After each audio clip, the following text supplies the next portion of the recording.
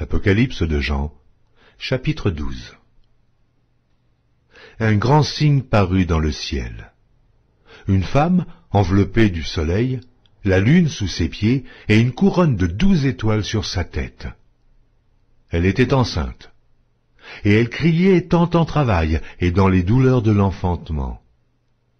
Un autre signe parut encore dans le ciel, et voici, c'était un grand dragon rouge, ayant 7 têtes et 10 cornes, et sur ses têtes, 7 diadèmes. Sa queue entraînait le tiers des étoiles du ciel, et les jetait sur la terre. Le dragon se tint devant la femme qui allait enfanter, afin de dévorer son enfant lorsqu'elle aurait enfanté. Elle enfanta un fils, qui doit paître toutes les nations avec une verge de fer, et son enfant fut enlevé vers Dieu et vers son trône. Et la femme s'enfuit dans le désert, où elle avait un lieu préparé par Dieu, afin qu'elle y fût nourrie pendant 1260 jours. Et il y eut guerre dans le ciel. Michel et ses anges combattirent contre le dragon, et le dragon et ses anges combattirent, mais ils ne furent pas les plus forts, et leur place ne fut plus trouvée dans le ciel. Et il fut précipité le grand dragon, le serpent ancien, appelé le diable et Satan, celui qui séduit toute la terre.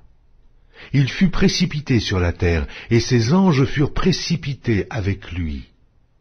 Et j'entendis dans le ciel une voix forte qui disait : Maintenant le salut est arrivé, et la puissance, et le règne de notre Dieu, et l'autorité de son Christ, car il a été précipité l'accusateur de nos frères, celui qui les accusait devant notre Dieu jour et nuit.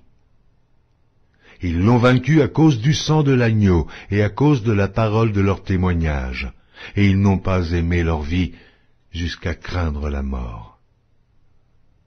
C'est pourquoi réjouissez-vous, cieux, et vous qui habitez dans les cieux. Malheur à la terre et à la mer, car le diable est descendu vers vous, animé d'une grande colère, sachant qu'il a peu de temps. Quand le dragon vit qu'il avait été précipité sur la terre, il poursuivit la femme qui avait enfanté l'enfant mâle. Et les 2 ailes du grand aigle furent données à la femme, afin qu'elle s'envolât au désert, vers son lieu, où elle est nourrie un temps, des temps, et la moitié d'un temps, loin de la face du serpent. Et de sa bouche, le serpent lança de l'eau, comme un fleuve derrière la femme, afin de l'entraîner par le fleuve. Et la terre secourut la femme. Et la terre ouvrit sa bouche et engloutit le fleuve que le dragon avait lancé de sa bouche. Et le dragon fut irrité contre la femme, et il s'en alla faire la guerre au reste de sa postérité, à ceux qui gardent les commandements de Dieu et qui ont le témoignage de Jésus.